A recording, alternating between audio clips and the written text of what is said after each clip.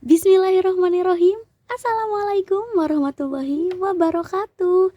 Halo semuanya, saya Emi Jamilah Al Anwar dengan NIM 240804000013. Nah, saya dari Program Studi Pendidikan Bahasa dan Sastra Indonesia, Fakultas Ilmu Pendidikan Universitas Muhammadiyah Jakarta. Video ini saya buat dalam rangka untuk memenuhi tugas mata kuliah kajian prosa. Nah, di dalam tugas mata kuliah kali ini saya mau ngebahas salah satu karya sastra legendaris dari sastrawan Indonesia, yaitu novel Salah Asuhan karyanya Abdul Muiz. Novel ini pertama kali terbit pada tahun 1928 dan termasuk dalam angkatan Balai Pustaka.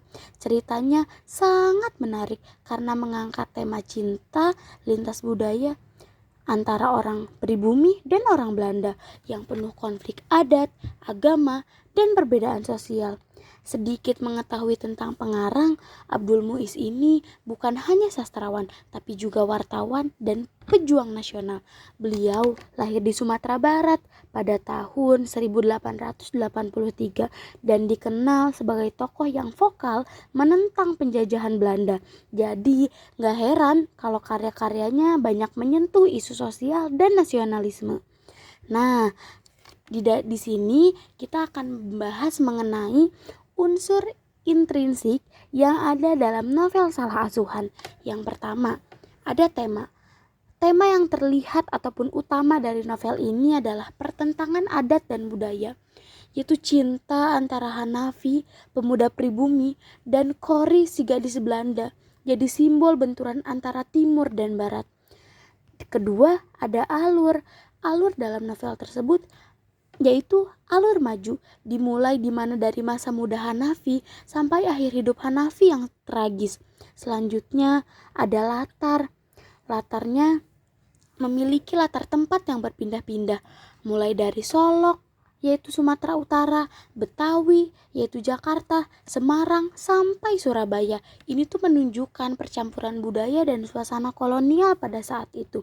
Selanjutnya ada tokoh penokohan, sangat amat banyak tokoh dalam novel Salah Asuhan ini, tapi saya mengambil 4 tokoh. Yang pertama ada Hanafi, yaitu tokoh utama, orang pribumi yang terpelajar tapi sangat sombong dan durhaka pada ibunya. Selanjutnya ada Kori, garis Belanda yang manja tapi berhati lembut. Selanjutnya ada Rapiah, istri Hanafi yang sabar dan setia dan juga yang jadi korban cintanya Hanafi. Selanjutnya terakhir ada ibu Hanafi, yaitu Maryam, sosok ibu yang sangat penyayang dan pemaaf. Kelima, ada sudut pandang. Pengarang menggunakan sudut pandang orang ketiga. Keenam, ada gaya bahasa. Nah, gaya bahasa dalam novel ini menggunakan bahasa Melayu klasik, tapi banyak juga majas seperti hiperbola dan metafora. Contohnya, kepalanya bagai dipalu, yaitu untuk menggambarkan sakit hatinya Hanafi. Selanjutnya yang terakhir ada amanat. Pesan moral dalam novel ini tuh banyak sekali, seperti jangan durhaka pada orang tua, jangan melupakan adat dan budaya sendiri, dan jangan sombong karena ingin menjadi seperti bangsa lain. Selanjutnya ada unsur ekstrinsik yang mengaruhi cerita novel ini dari luar. Yang pertama, ada latar belakang penciptaan. Novel ini tuh ditulis di masa penjajahan Belanda. Jadi wajar banget kalau misalnya konflik sosial antara budaya pribumi dan Eropa tuh sangat terasa dalam novel ini. Ini tuh sangat mencerminkan bagaimana sih realita masyarakat zaman kolonial yang sangat diskriminatif. Selanjutnya ada nilai adat dan istiadat.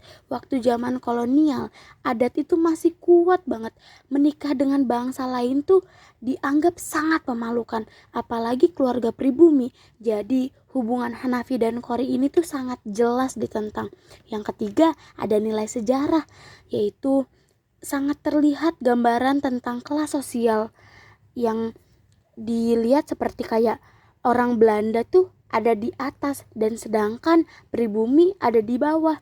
Bahkan sesama pribumi pun masih ada kelas antara yang berpendidikan dan yang kampung. Yang keempat atau terakhir adalah relevansinya dengan zaman sekarang. Walaupun kisah ini kisah klasik, kisah zaman dulu, tapi pesan moralnya itu masih banyak yang relevan dengan zaman-zaman sekarang. Misalnya nih, soal anak yang durhaka. Zaman sekarang masih banyak anak yang durhaka. Terus juga mengenai lupa budaya dan juga gengsi jadi diri sendiri. Nah, hal-hal itu tuh masih sering banget nih kita temuin di kehidupan modern sekarang.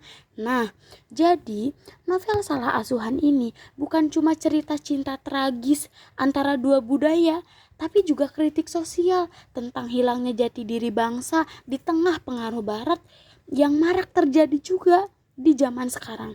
Abdul Muiz ini lewat karyanya ingin mengingatkan kita supaya tetap bangga dengan budaya sendiri dan jangan sampai kehilangan akar tradisi cuman karena ingin terlihat modern. Nah, kalau misalnya kalian suka kisah klasik yang penuh makna, Salah Asuhan ini wajib banget kalian baca. Demikian ya yang dapat aku sampaikan. Semoga bermanfaat.